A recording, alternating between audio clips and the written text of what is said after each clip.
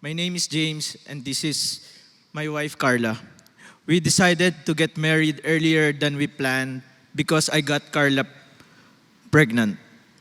For the first several years of our marriage, I usually went home drunk late at night, and this became the cause of our fights.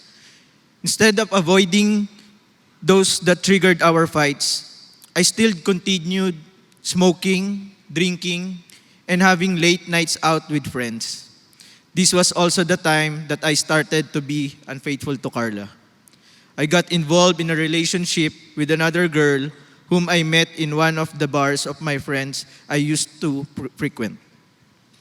I hated James when he was drunk.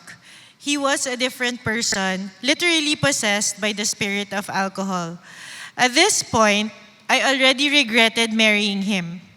6 years into our marriage, I felt things were getting worse. There were times that I caught some suspicious messages in his phone, and when asked, he always denied it. One night, James asked me to pick him up from his friend's party. As usual, I found him drunk. Before heading to the car, we both went to the restroom. I heard a girl calling his name from outside the men's room. I went out and confronted her and asked why she was looking for my husband. She was shocked and went away. That was the confirmation that James was indeed cheating on me. I was devastated and felt I was going to have a breakdown. While James was sound asleep because of drunkenness, I took our boys and left the house. This was the start of our separation. While we were trying to work on our marriage, a friend who was aware of our situation invited us to a CCF Sunday service. At the end of the service, I accepted Jesus as my Lord and Savior, and that was the beginning of my relationship with the Lord. But not for me. I didn't accept Jesus right away. While we were still physically separated and trying to fix our marriage, it seemed that things were going well. But then I started seeing the other girl again.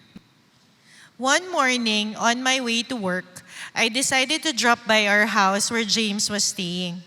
I wanted to surprise him and bring him breakfast, but I was the one who was surprised. I found him with a woman in our room. That was the worst day of my life. I couldn't help but question the Lord at that time. While I was driving home to my kids, I heard a voice saying, "Relax, my child, I will handle it." I pulled over to the side of the road because it was really audible, like there was someone beside me. I found myself asking, "Lord, is that you?" Then right after that, I found myself crying and crying. Amazingly, that same night, I slept so well and very peacefully. Until now, I still couldn't explain it, but I'm sure it is the peace from the Lord that transcends understanding. I realized that the Lord has prepared me for this because I didn't know what I would do if He didn't make Himself known to me 2 weeks ago. At this point, I just really surrendered to Him and asked for the strength to go through each day. I couldn't reach Carla after what happened. She blocked me. I couldn't even talk to my kids. I regretted what happened. I was so heartbroken. I even thought of ending my life because I felt I had nothing to left to live for.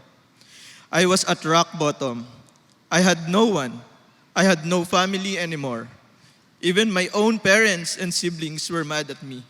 But then, this was also the time that I found myself crying out to the Lord.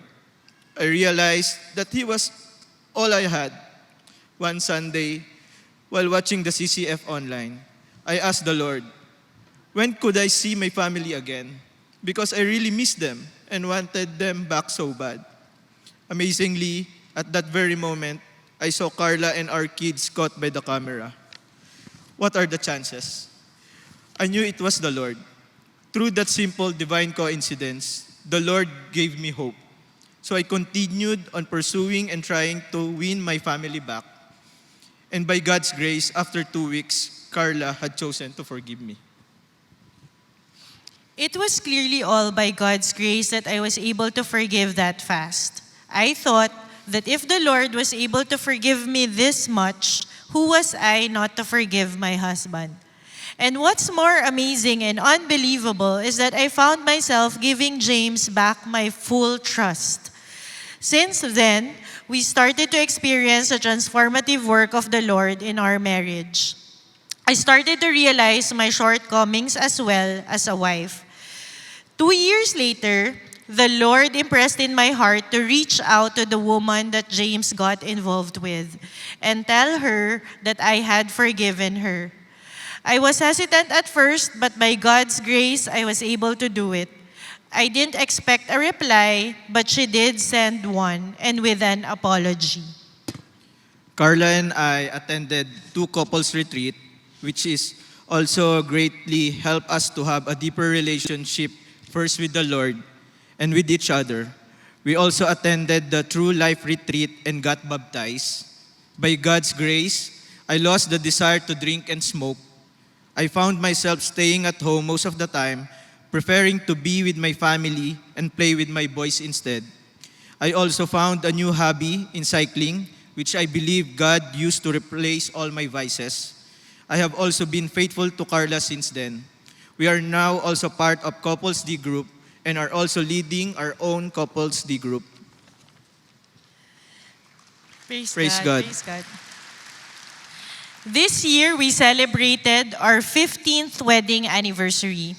I am a happy wife to the best husband and father, and we are happy parents to our now teenage boys, Miguel and Basti. I'm also happily serving at Next Gen as a squad leader for Level 2 kids. Please continue to pray for our marriage and our family, that the Lord will continue to use our marriage for His glory and purpose. All praise, honor, and glory to God.